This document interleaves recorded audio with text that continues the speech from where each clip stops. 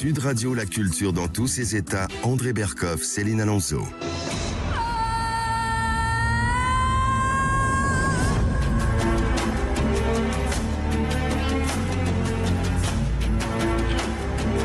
Générique de la série américaine Cold Case sur des crimes non élucidés, André Berkoff. Eh bien aujourd'hui sur Sud Radio, c'est des Cold Case de l'histoire des maladies infectieuses dont nous allons parler avec le professeur Didier Raoult, André. Alors moi je vais vous dire, ça fait 5 ans que je converse avec le professeur Didier Raoult, ici sur Sud Radio, et je dois dire que vous allez voir, miracolo, c'est la première fois qu'on ne parlera pas d'hydroxychloroquine. Tout de suite. C'est la première fois qu'on ne va pas parler de Big Pharma. C'est la première fois qu'on ne va pas parler de ce qui s'est passé. Et Dieu sait si on en avait besoin au moment où on disait ce qu'on disait et on ne voyait pas ce qu'on devait voir. Eh bien, on va parler de quelque chose de passionnant. C'est un livre passionnant, les Cold Cases de l'histoire. Vous en parliez, Céline. Quand la microbiologie révèle les mystères du passé. Et oui. C'est-à-dire qu'au fond, il y a des entrées, voilà. Didier Raoult, vous avez écrit ce livre avec Michel Drancourt, professeur de microbiologie à l'Université de Marseille, spécialiste du diagnostic au sein du laboratoire de l'IHU Méditerranée Infection. On le connaît, vous l'avez fondé. Donc, cette étude des maladies infectieuses anciennes, eh bien, il révèle comment les virus, les bactéries emprisonnés dans des fossiles de l'ADN humain ou des sédiments plurimillénaires éclairent l'évolution de la santé moderne. Et alors, Didier Raoult, je ne savais pas que vos études vous portaient vers le Caravage et vers Saint-Louis. Comment Saint-Louis est tombé malade et a-t-il succombé à la peste, mais aussi les causes de la syphilis, de la tuberculose, du paludisme, de la lèpre et de la grippe.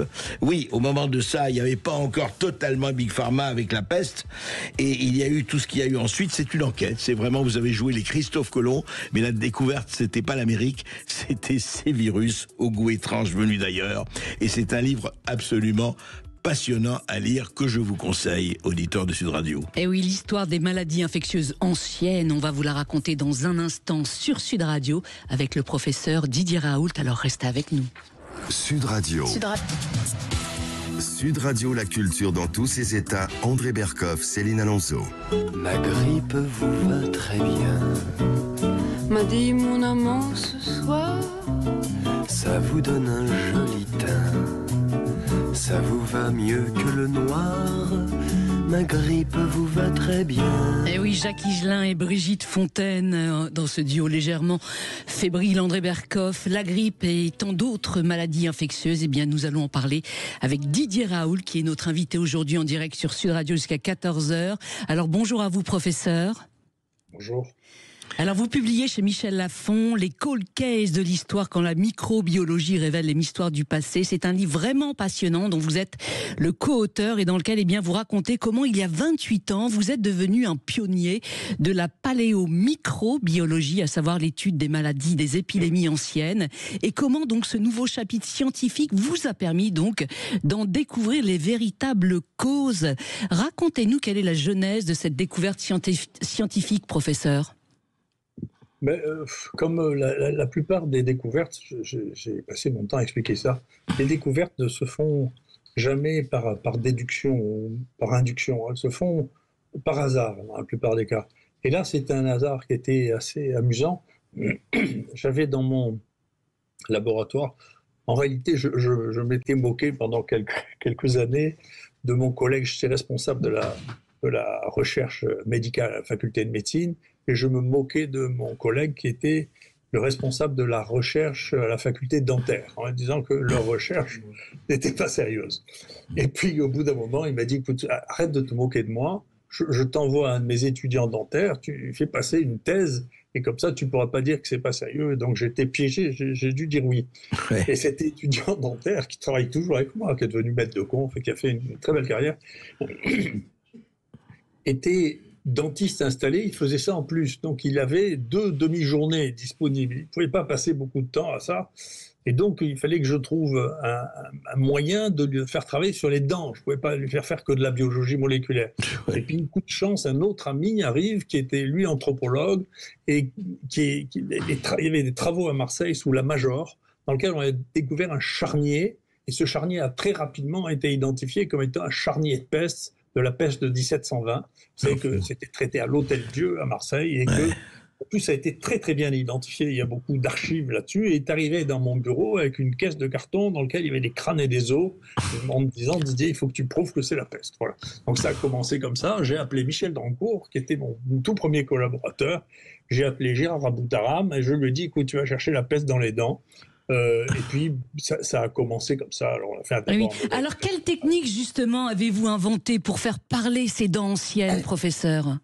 Et le fait, on a eu beaucoup de chance, encore une fois, d'avoir ce dentiste, mais moi, je crois que la découverte est la plupart du temps basée sur la chance. Oui, le hasard. La première fois, on a regardé la pulpe dentaire.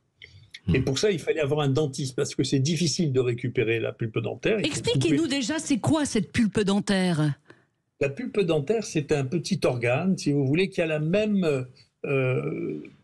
composition que la rate. Vous voyez, c'est plein de sang, c'est organisé comme un organe lâche, si vous voulez, et on ne savait pas tout ce qu'on sait dessus maintenant, mais on savait que à la mort, si vous voulez, le petit canal qui fait communiquer avec les vaisseaux se ferme, et il reste enfermé à l'intérieur de la dent un peu de ce tissu qui va se dessécher, mais qui va tout garder.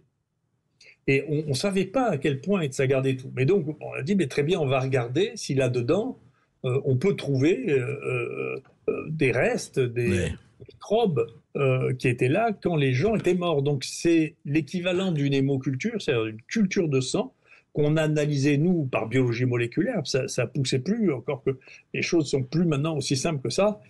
Et ça a marché parce que c'était le meilleur prélèvement qu'on puisse imaginer. Et d'ailleurs, beaucoup de gens ont travaillé ensuite sur l'ADN ancien et ils ont trouvé qu'effectivement, c'était le même avec l'analyse du rocher. L'os que vous avez ici et la pulpe dentaire, c'est là où on trouve le plus d'ADN conservé.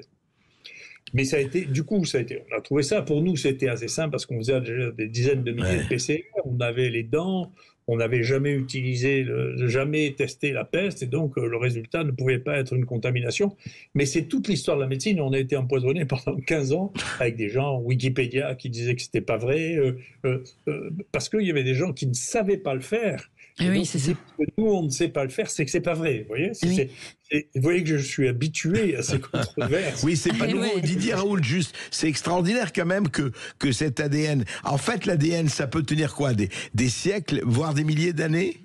Des milliers d'années, oui. Des milliers d'années. Oui, parce que vous avez... Dedans, il y a des images de Michel Drancourt, dont je pense qu'elles n'ont pas été publiées, qu'elles viennent d'être publiées,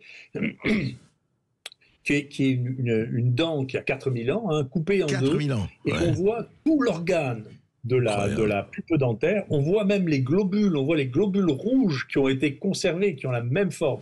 Donc les gens qui avaient échoué à faire de l'analyse de l'ADN disaient que c'était pas possible et que l'ADN ne pouvait pas durer plus de 100 ans. Donc c'est ce qu'on nous a dit pendant des années, et puis c'est entièrement faux. Vous voyez, d'ailleurs, on reconstitue maintenant le génome du Néandertal. Donc tout ça n'est pas vrai. Mais il y avait une théorie, donc c'est pour ça que je suis très hostile aux théories en général, parce que les théories, c'est que des théoriciens qui disent ça, c'est pas des praticiens, c'est pas des gens qui ont essayé de faire les choses. En réalité, c'est plein d'ADN, et on peut tout reconstituer. Et puis, un jour, c'est l'histoire de la science, un jour des Allemands ont fini par publier le génome complet de la peste que nous, on avait décrite 17 ans plus tôt dans le journal Nature, sans citer aucune des références des 17 publications qui avaient été publiées avant. Mais les scientifiques ne sont pas du tout des braves gens honnêtes. Concrètement, professeur Raoult, l'analyse de la pulpe dentaire vous a permis de détecter quoi sur les vecteurs de la peste, notamment cette fameuse peste de Marseille en 1720 ? On a découvert, si vous voulez, que la bactérie qui a été identifiée au cours de la peste de Hong Kong, si vous voulez, donc au début du XXe siècle, est une bactérie qui a été découverte par Yersin, qui s'appelle Yersinia pestis. Donc, mais le délire sur les grandes maladies qui vont détruire l'humanité ne date pas d'hier. Moi, quand j'étais en médecine, il y a eu le premier délit en 76 sur il va y avoir Ebola, les fièvres hémorragiques qui vont tuer tout le monde.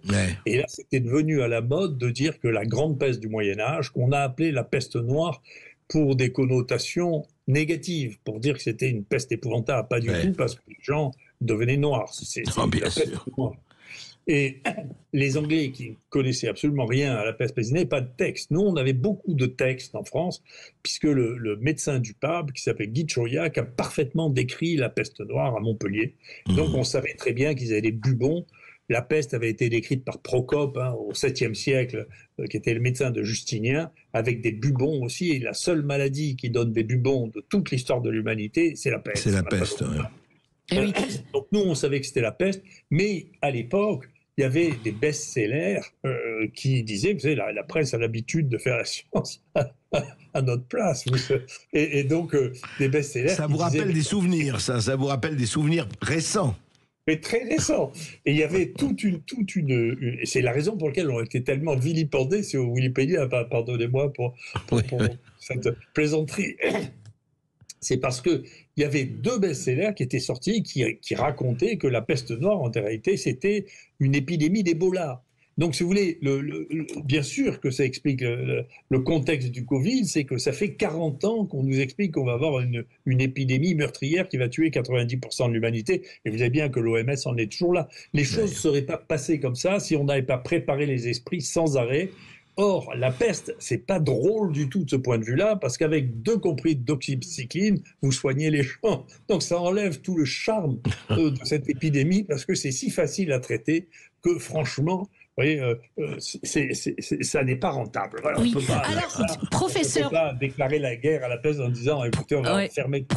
Alors, professeur, revenons au vecteur de transmission de cette peste, parce que longtemps, des experts ont dit que la puce du rat était à l'origine de ces épidémies. Vous, quels résultats vous avez découvert à travers la paléomicrobiologie? Si vous voulez, quand les gens, petit à petit, dans la connaissance finit toujours par se simplifier, en particulier quand on veut parler au public. À la fin, on considère que la plupart des humains sont des Shadocks, ce qui n'est pas faux. Vous savez, ils ont 4 cases, et donc si on en remplit 3, on a fini notre travail. Donc pour la peste, si vous voulez,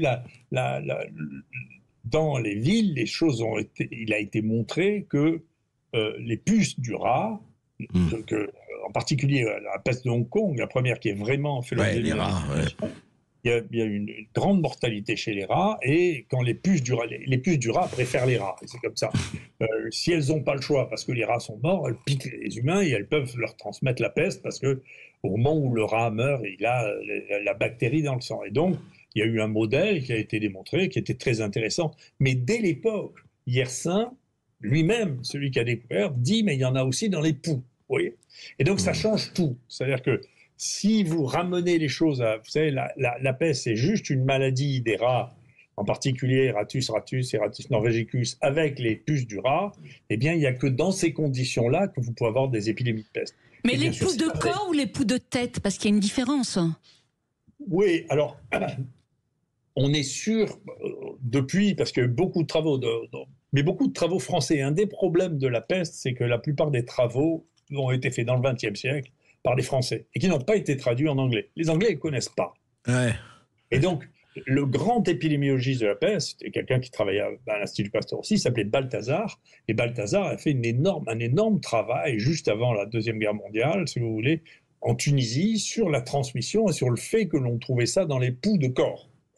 C'est au moment où on venait de trouver, un autre Français, pasteurien, Charles Nicolle, venait de trouver que le typhus était transmis par les poux aussi. Vous voyez, donc, lui, il dit, mais on trouve aussi la peste là-dedans. Et il décrit, il y a des foyers ruraux. En réalité, c'est les rats des champs, si vous voulez. Ouais. Et de temps en temps, ces rats des champs leurs puces infectent les rats des villes. Les rats des villes infectent les humains, et l'échelon, la chose qui manquait pour expliquer des épidémies d'une nature pareille, qui ne peut pas être expliquée par des puces de rats, parce que c'est des millions de gens qui attrapaient ça, c'est les poux de corps, parce que ça, on sait qu'en revanche, c'est un vecteur d'épidémie monstrueux. On sait avec le typhus, on le sait avec la fièvre des tranchées, on le sait, c'est un vrai vecteur énorme. Mais cette partie-là a fini par être oubliée parce que la peste a cessé d'être un problème général, et finalement, il est resté juste un modèle qui est le rat, la puce et l'homme. Et ça ne pouvait pas expliquer des épidémies. Alors, on a essayé de comprendre ce qui se passait, parce que une des raisons pour lequel les gens voulaient absolument pas croire notre travail, c'est qu'il disait il n'y avait les rats, Rattus et Rattus norvegicus, sont apparus dans le nord de l'Europe seulement à partir du XVIe siècle. Et donc, puisqu'il n'y avait pas de rats, il n'y avait pas de peste. Ouais. Mais en réalité, on a montré que ce n'était pas les rats. Et puis il y a des gens, une de mes anciennes collaboratrices a fait une analyse en Norvège, on a trouvé de la peste 3000 ans avant Jésus-Christ. Hein. Donc tout ça, c'était basé sur... Tout ça, c'est de la théorie. Et à chaque fois qu'on oppose la théorie à la réalité, vous savez, à la fin, ça finit par... Ça occupe beaucoup le narratif par rapport à la réalité, vous le savez. Hein. Alors, professeur Raoult, vous avez donc travaillé sur la pulpe dentaire, mais plus récemment, vous avez étudié le tartre dentaire ancien. Vous dites que ce tartre conserve la mémoire précisément de la salive. L'analyse vous a permis de comprendre quoi précisément ? Alors, on n'a pas été au bout d'un moment, moi je suis très fier avec Michel Dancourt d'avoir lancé ce champ qu'on a appelé la paléomicrobiologie, qui a été, au début c'était très populaire, on avait fait une revue dans Nature, et puis après les gens ont dit non, c'est pas vrai, l'ADN ça ne dure pas aussi longtemps, puis c'est reparti, puis tout le monde s'y est mis. Et il y a une très bonne équipe, qui était un très grand rival scientifique, qui est le type qui dirige la science dans le Sanger Institute à Cambridge, qui avait les plus grosses capacités de séquençage public, et qui a, lui, regardé le tartre dentaire. C'est lui le premier à avoir regardé le tartre. Nous, on est les premiers au monde à avoir regardé la pulpe, lui a regardé le tartre. Chacun sa spécialité. Et il a fait une chose très très simple. Hein. Il a fait de la PCR, mais en cherchant toutes les bactéries. Il y a une technique de PCR. Nous, on cherchait juste les questions qu'on se posait au départ. Lui, il a regardé toutes les bactéries et il a regardé... depuis le néolithique jusqu'à maintenant.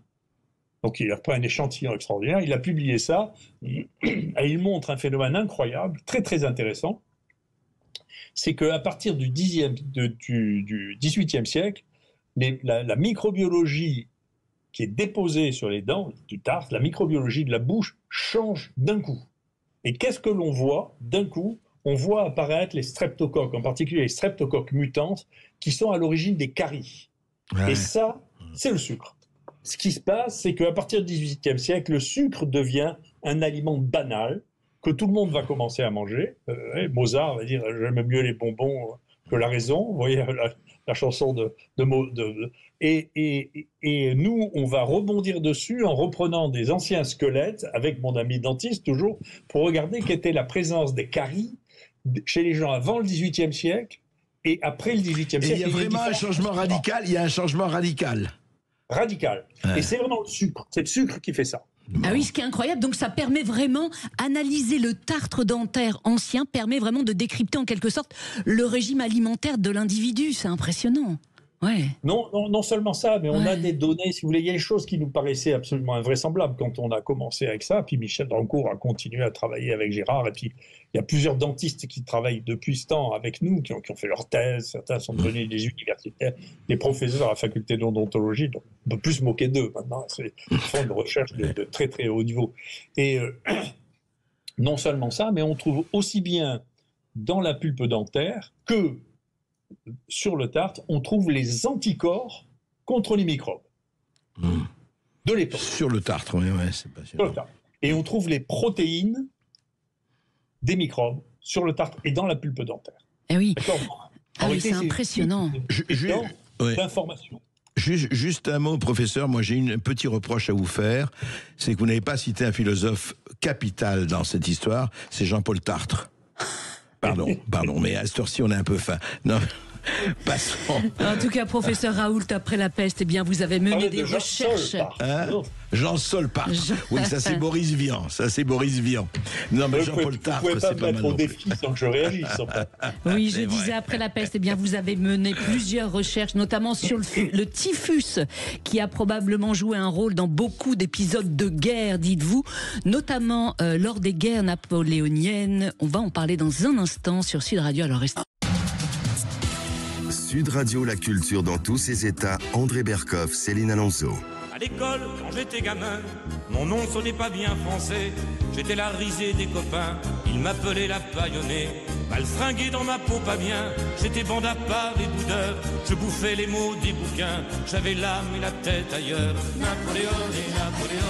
Serge Lama qui rend hommage à Napoléon. Eh bien, Didier Raoult, dans votre livre Les Cold Cases, de l'histoire qui vient de paraître aux éditions Michel Lafon, eh bien, vous racontez que l'un de vos grands désirs historiques était de mettre en évidence le typhus chez les soldats de Napoléon. Et c'est une lecture qui a fait naître en vous, on peut le dire, ce désir. Quelle est cette lecture de professeur ?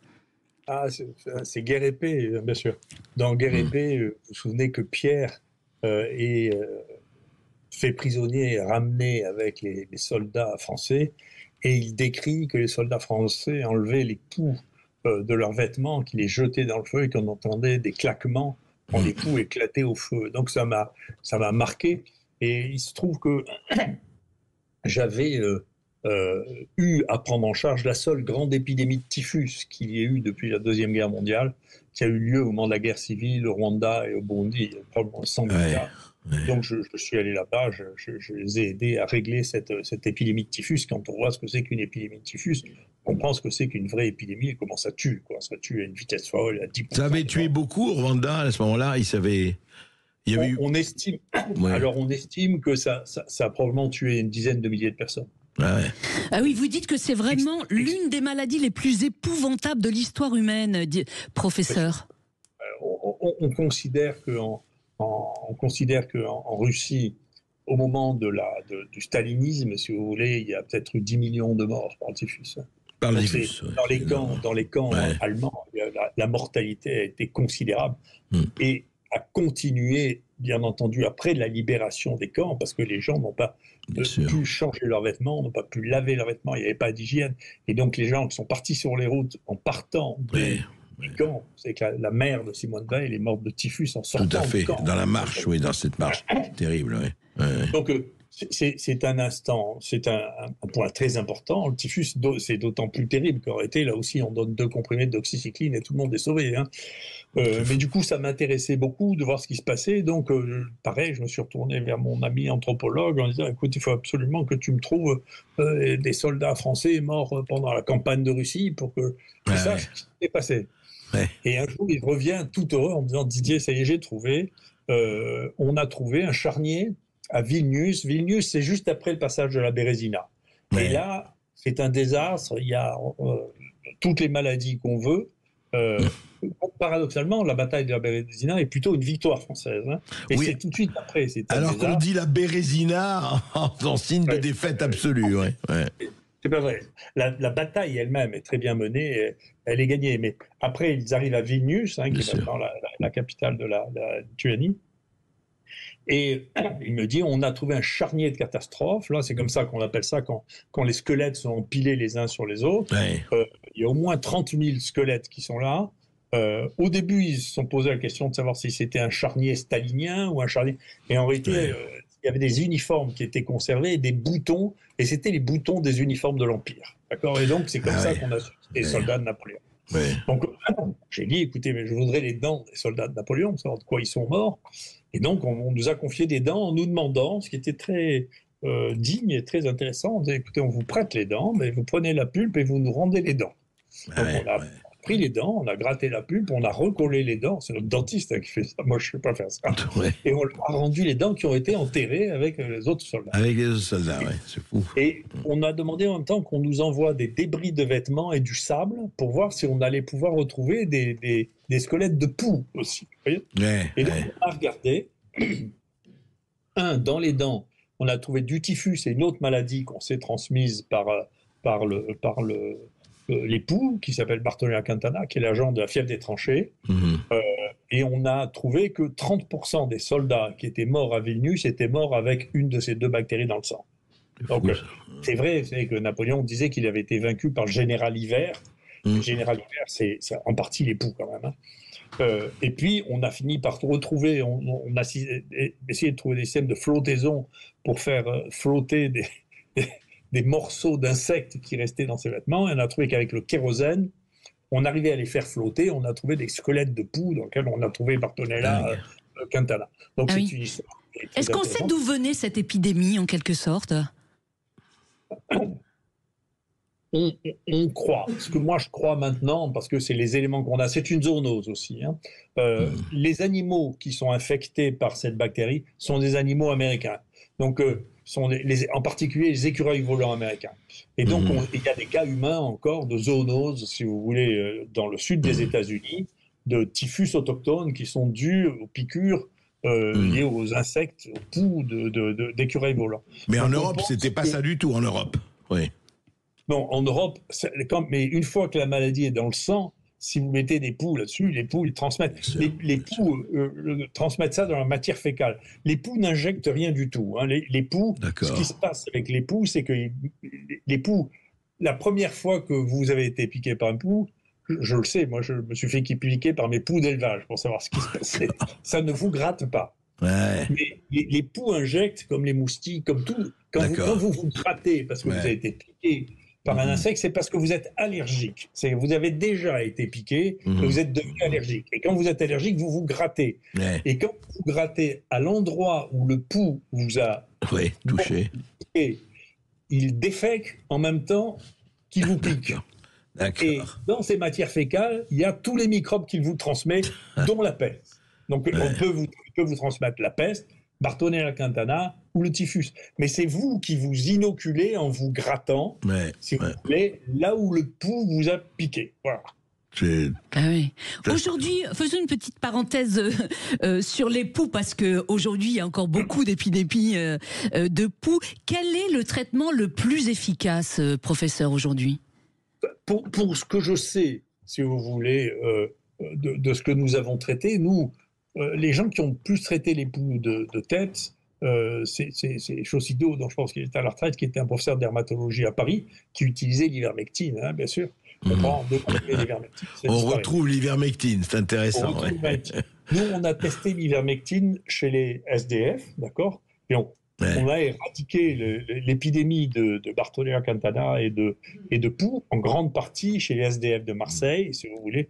Quand ils allaient dans des foyers, si c'est gratté, on leur disait prenez ça. Et il y a des gens, ça traite en même temps la gale. Donc il y a des gens qui nous disent, c'est la première fois depuis 10 ans que je me gratte plus, quoi. Parce que quand vous les enlevez, on se gratte plus. Donc c'est un traitement qui a été très efficace. Après, vous savez, toutes ces bestioles sont toutes capables un jour ou l'autre de découvrir un mécanisme de résistance si vous les utilisez suffisamment. Hein. Mais c'est pour ça que moi j'étais très hostile à l'utilisation de l'ivermectine. Maintenant, il y a des gens qui l'utilisent en pommade, si vous voulez, je suis très hostile à ça, parce que c'est ça qui va développer la résistance, alors que si vous preniez l'ivermectine une fois, et puis c'est spectaculaire, hein, quand vous avez des poux de tête, vous trouvez sur le coussin, c'est rempli de c'est terrifiant ça. Le lendemain matin, ça va très vite. Oui. Alors, dans votre livre, professeur... Et c'est hors AMM, il faut que vous sachiez que c'est hors AMM. Tout le monde sait que ça marche, mais comme aucun laboratoire qui est propriétaire de ça, c'est Bayer, n'a jamais voulu déposer de demande d'AMM, les médecins n'ont le droit de le prescrire que dans les conditions d'AMM. Et pourquoi ils ont pourquoi ils l'ont pas mis? C'est pas un médicament autorisé, je vous le donne quand même, voyez. Bien que ce soit le truc qui marche le mieux au monde. Hein, voyez. Donc ça fait longtemps que je suis en désaccord avec l'AMM. Mais pas d'autorisation de mise sur le marché. Vous n'avez pas déposé vous-même de brevet? Non, j'avais déposé un brevet, on s'est rendu compte. Donc je suis un vieil amoureux des poux. Donc j'avais participé. Chacun ses perversions. D'abord on les élève. On avait un élevage très important. Et d'autre part j'ai participé. C'est une de mes grandes joies. Moi j'ai des réserves d'admiration. Je suis pas jaloux moi des gens. J'aime admirer les gens. Et j'avais beaucoup d'admiration pour le type qui avait bâti la plus grosse machine à séquencer, qui s'appelle Greg Venter, qui est un milliardaire et qui avait décidé, moi tout seul, je vais être le premier à faire un génome humain. Et ça a rendu fou, évidemment, tous les gouvernements du monde qui se sont mis tous à se battre contre Craig Venter. Et à la fin, Craig Venter a fait match nul, quand même. Il a fait, lui, contre le NIH aux États-Unis, contre le Sanger Center en Hollande, contre tout seul en France. C'est pas mal. Et il a séquencé son génome. Ce qui est le premier génome, c'était Craig Venter. Et donc, il ouvrait son laboratoire et il y a un collectif de chercheurs américains qui lui a demandé de séquencer le pouls. J'ai été associé à ce travail, donc je suis très content, j'ai fait un travail avec Craig Venter. Et dans la séquence de ce pouls, il y avait une bactérie qui est un symbionte qui fournit des vitamines au pouls. Le pouls ne sait pas faire les vitamines, la vitamine B en particulier. Et donc, il y a une bestiole là-dedans, dans le pouls, qui s'appelle Riessa, qui lui fournit la vitamine, et s'il n'a pas ces vitamines, il ne peut pas vivre. D'accord. Et donc, moi, je me suis dit, ça veut dire que le pouls, en réalité, si je lui tue sa bactérie, Riessa, le pouls va mourir. Ouais. Et j'ai essayé. Donc, j'ai essayé plusieurs antibiotiques sur le pouls, parce que je vous ai dit que j'ai un élevage de pouls, et ça marche très bien. Ouais. Aussi bien la doxycycline que l'azithromycine. Et donc, on a dit, mais tiens, regardons maintenant si on associe l'ivermectine, toujours sur nos pouls d'élevage, l'ivermectine avec l'azithromycine, ce qui se passe, ça marche très bien et ça évite les rechutes. Donc l'association est synergique, vous voyez. Et donc on avait pensé à un moment faire même une start-up avec ça, mais avec ce qui est arrivé avec le Covid, on a tout arrêté, et on a abandonné ce projet et on a abandonné ce brevet. Donc sinon, je vous l'aurais déclaré comme un conflit d'intérêts, mais je n'ai plus de brevet là-dessus parce que je ne vais pas me discuter avec l'AMM sur l'ivermectine. J'ai assez d'envie. Passionnant, c'est clair. Voilà. Alors, dans votre livre, professeur, les pouls resteront là où ils sont. Voilà. Vous consacrez dans votre livre un chapitre donc au coronavirus.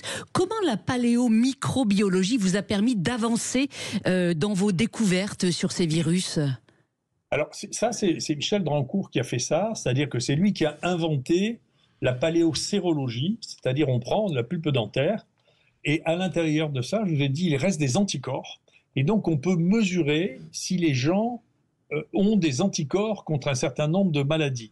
Alors, une des vraies questions que Michel se pose et qu'on se pose depuis très longtemps, je ne suis pas sûr qu'on arrive à tout résoudre, c'est, là je vous ai dit, le typhus, je pense, moi mon hypothèse sur le typhus, c'est qu'il vient d'Amérique. Il a été importé d'Amérique par les Européens qui avaient des poux et qui avaient attrapé ça comme une zoonose. Et donc ça s'est transformé de zoonose en maladie humaine. En revanche, on pense aussi que la syphilis, au moins la syphilis vénérienne, on pense aussi, parce que c'est décrit même par Christophe Colomb, qu'ils ont commencé à avoir des lésions vénériennes, et puis on sait que... mais la bactérie qui a donné ça, avant qu'on sache que c'est une maladie vénérienne, existait depuis très très longtemps. Elle donnait d'autres maladies, des tréponématoses. Tréponème, c'est le nom de cette bactérie. Mais la syphilis elle-même, on avait une vraie discussion avec mon ami anthropologue, Olivier Dutour, pour savoir si ça existait ou n'existait pas, parce que tous les textes historiques montraient que la syphilis était post-colombienne. Et donc Michel a mis ce travail au point, parce que pour pouvoir découvrir des traces de sérum dans le sérum de la sérologie syphilitique telle qu'on l'a fait maintenant. Et c'est le premier travail qu'il ait fait. Il a trouvé des traces de sérologie positive dans des dents qui étaient précolombiennes. Donc il pense toujours les dents, oui, on parle des dents. Oui, qu'on se contredit entre nous. Et puis, du coup, il a utilisé cette sérologie pour de multiples cas, y compris pour les coronavirus, et il a trouvé des traces de corona, de bêta-corona au XVIe siècle. Donc, au XVIe siècle. La sérologie actuelle. Donc, on sait que les corona existaient. On a regardé, dans le même temps, pour la grippe, on a regardé ça sur des soldats du début de la guerre de 14, puisque la première grippe officielle, c'est à la fin de la guerre de 14. Hein. Et au début de la guerre de 14, personne n'a d'anticorps contre la grippe. Donc, on pense qu'en réalité, la première épidémie de grippe, c'est notre conclusion actuelle, mais vous savez que dans la science, il faut savoir reconnaître qu'on se trompe si on a de nouveaux éléments. C'est bien sûr. Hein. Mais pour l'instant, c'est le débat permanent. La première grande épidémie était l'épidémie de grippe espagnole. Oui. Professeur Raoult, on va se retrouver dans un instant sur Sud Radio. On va continuer de parler des cold cases de l'histoire et on va surtout parler du Covid. On nous parle d'un rebond depuis quelques semaines. De nouveaux variants seraient... Ils arrivent. Faut-il s'en inquiéter? Vous nous direz tout dans un instant sur Sud Radio. Sud Radio, c'est vous qui donnez le ton. Sud Radio, la culture dans tous ses états. André Berkoff, Céline Alonso. Coronavirus. Connard de virus.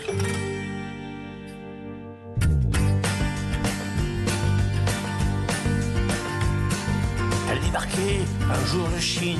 Retourne-y, quand il confine. Dans ce pays où on bouffe du chien, des chauves-souris, du pangolin. Moi devant ma télé pourrie, entre BFM et LCI. Je me cogne sans cesse Arlette Chabot ou la pauvre Roselyne Bachelot.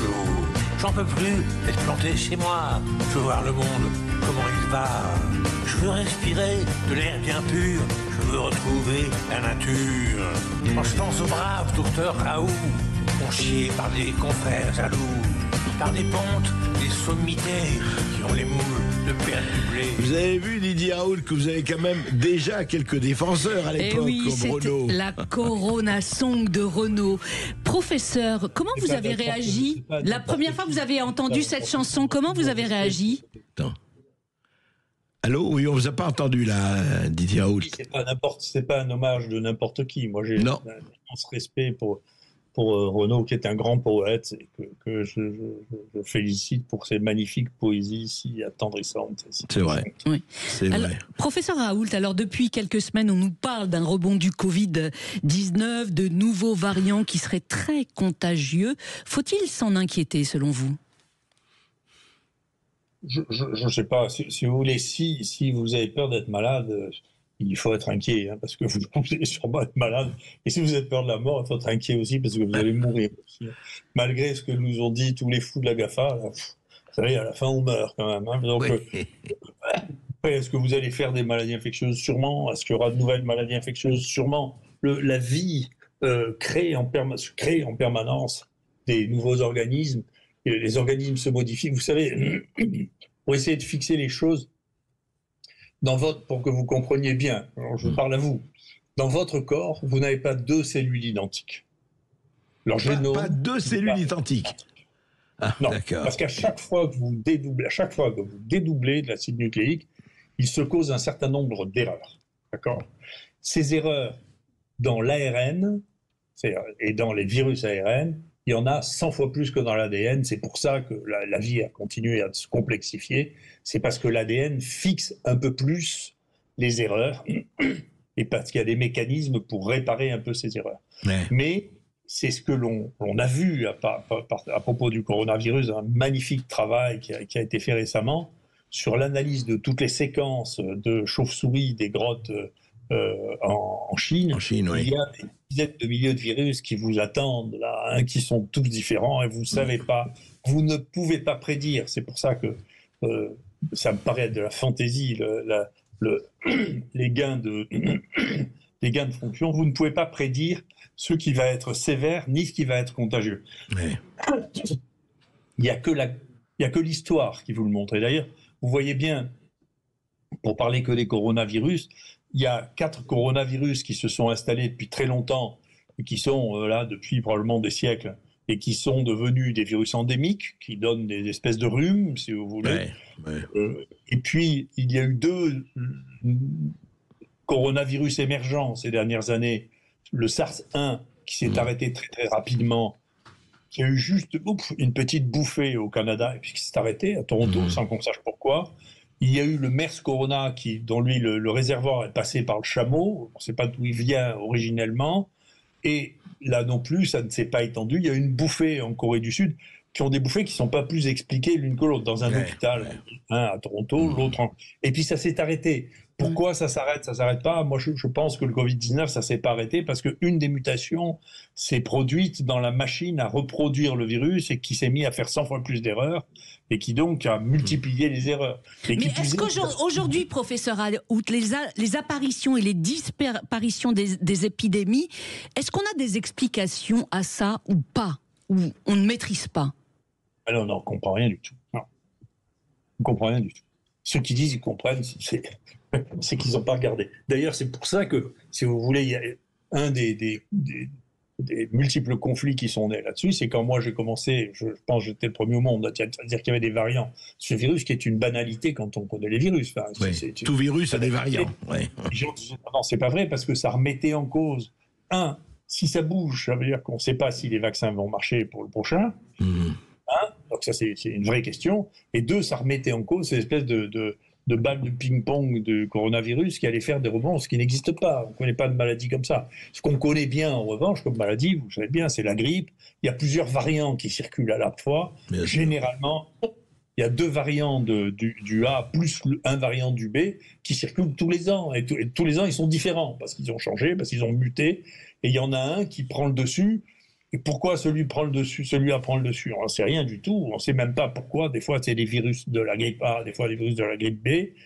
On ne sait pas prédire. Et donc, ce qu'on fait, vous savez, pour la grippe, donc, ça doit, bien sûr, les leçons de ce qui existe, c'est mieux que les leçons de ce que l'on invente, quand même. Oui. Donc, ce qui existe pour la grippe, c'est que pour faire du vaccin contre la grippe, qui marche comme ça, pas plus que celui pas moins, mais pas plus que celui du coronavirus. Donc, qui protège un peu, en particulier les sujets à risque. Et la manière dont on le désigne, pardon, c'est un mot franglais, mais la manière dont on le construit à partir des derniers variants de la grippe de l'hémisphère opposé. C'est-à-dire que, étant donné que la grippe dans l'hémisphère sud se produit pendant l'été, ça permet de voir quels sont les derniers qui sont là et de faire rapidement un vaccin pour d'autres grippes basé pour les derniers virus circulants de l'hémisphère nord et des virus qui circulent l'hémisphère sud avant que la nouvelle grippe arrive. Oui. Et donc on fait ça et ça marche ou ça marche pas, ça dépend des années, vous voyez. Eh oui. Pour limiter les risques, professeur Raoult, en un mot, parce qu'on arrive à la fin de cette émission, quelles seraient les mesures, selon vous, qu'il faudrait prendre, notamment en France? Est-ce que restreindre les élevages intensifs est une des solutions? En tout cas, il fallait les surveiller. Si vous voulez, les virus, la naissance d'une épidémie, la plupart des épidémies commencent par être des épizooties, c'est-à-dire des maladies des animaux. Et les épidémies, que s'agisse des épidémies des animaux, des épidémies des hommes, il faut qu'il y ait beaucoup d'individus de la même espèce dans un même endroit. Donc c'est la densité, le nombre qui conditionne la possibilité d'épidémie. Il n'y avait pas d'épidémie avant qu'il y ait de villes. Ça n'existait pas. Il fallait des villes pour qu'il y ait des épidémies, sinon ça ne se transmet pas de berger en berger. Et donc, les réservoirs animaux qui peuvent générer actuellement des virus sont ceux qui sont les plus denses et les plus nombreux. Ça, c'est les chauves-souris. Dans une grotte de chauves-souris, vous pouvez avoir 4 millions d'individus. Et donc, le transfert là-dedans, en particulier des coronas, mais pas que des coronas, il y a un virus très proche de la rougeole, très proche des oreillons, très proche des virus de la grippe qui circulent là-dedans. Et un d'entre eux, demain, peut devenir épidémique. Le deuxième groupe d'animaux, comme ça, très très nombreux, ce sont les rats, les muridés. Et donc ça, c'est la genèse de ça. Et puis ensuite, il y a l'homme. L'homme a créé des concentrations animales monstrueuses. C'est pour ça que je pense que la grippe est apparue au XXe siècle, parce que je pense qu'elle est apparue à partir du moment où on sait que dans les grands rassemblements. Et des poules, dans les grandes villes. À partir du moment où on a fait de l'élevage intensif de poules, c'est synchrone de l'apparition de la première grande épidémie de grippe, parce qu'il est probable que le nombre de variants était extraordinairement important. Merci Didier Raoult, merci, on pourrait en parler pendant des heures. Je dois dire que je ne vous savez pas une vocation de Sherlock Holmes, de devenir l'Hercule Poirot de la microbiologie ancienne. C'est quand même pas mal, mais dans ce livre, effectivement, on résout des cold cases. C'est très intéressant. Merci à vous. Tout de suite. Sud Radio. Sud Radio. Parlons vrai. Parlons vrai. Sud Radio. Parlons vrai.